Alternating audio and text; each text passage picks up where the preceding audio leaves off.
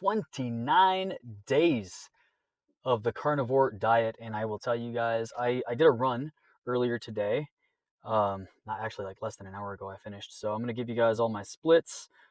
Taking a look at it right now. Let's see. So details, I did 7 miles, which is the longest run that I have done in a really, really long time. Uh, as I'm kind of building my endurance back up and building up my mileage, all while I'm still trying to make sure that I'm using fat. Obviously, I've got nothing but fat to use as energy because I'm not eating any carbs whatsoever. So with that being said, 7 miles, time 57 minutes and 52 seconds at an 8:16 pace. 693 calories. My max heart rate on that run was 188 beats per minute. Average heart rate though was 160.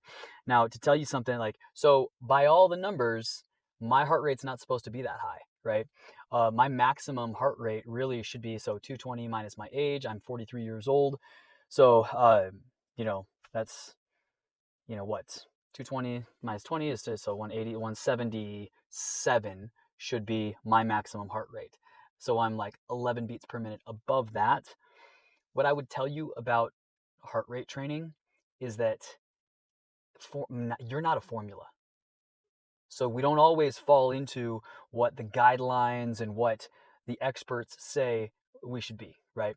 My max heart rate was 188, but I felt good that whole run. Sure, there was times when we hit hills and I struggled, and that's, nature of the beast when it comes to any kind of training. You're going to hit points when you're uncomfortable. But being on carnivore, and all the runners out there, they'll tell you what they've always been taught is carb up before a long run because you're not going to have any energy. Well, guess what?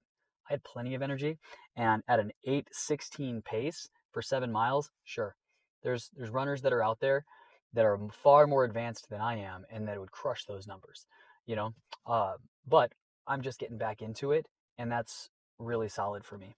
Now let's get into the laps. Now this is where I'm really stoked, right? My lap 1 was 7:33. Lap 2, right? Laps are miles, guys, right? Lap 2 was 7:28. Lap 3 was 8:08. Lap 4 was 8:06. 5 was 7:58.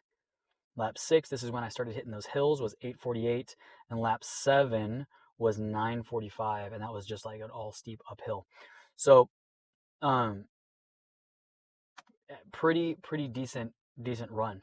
Something else that, good announcement, tomorrow we've got, when I did my DEXA scan, I coordinated, so the DEXA truck, they have a mobile DEXA scan unit that's actually going to come out to our gym.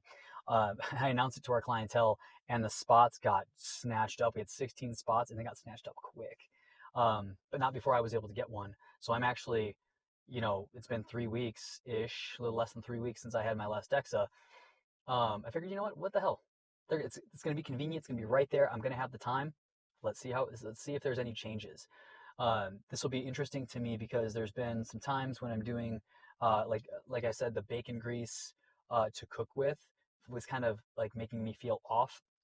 So with that being said, I almost felt like I was gaining visceral fat or fat around my belly. So I guess I'll find out tomorrow. I think that'll be really interesting.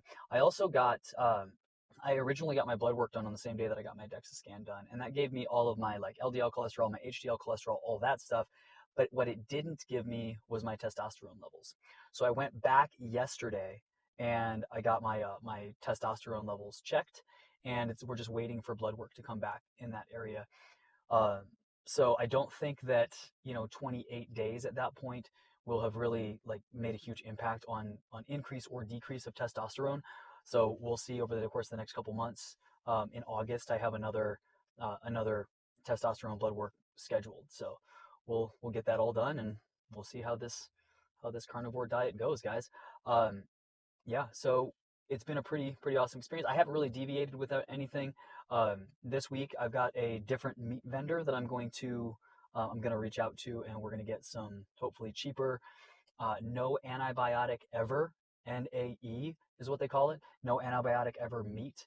And so I should be able to get some choice cuts at a much cheaper rate than I would at the grocery store. So we'll see how that all goes. I'm excited to try something a little bit different. I still need to try out one of the other methods that you guys shot me in the comments. So my other client was going to drop off his sous vide. I guess he needed a reminder, so I'm going to shoot him a text.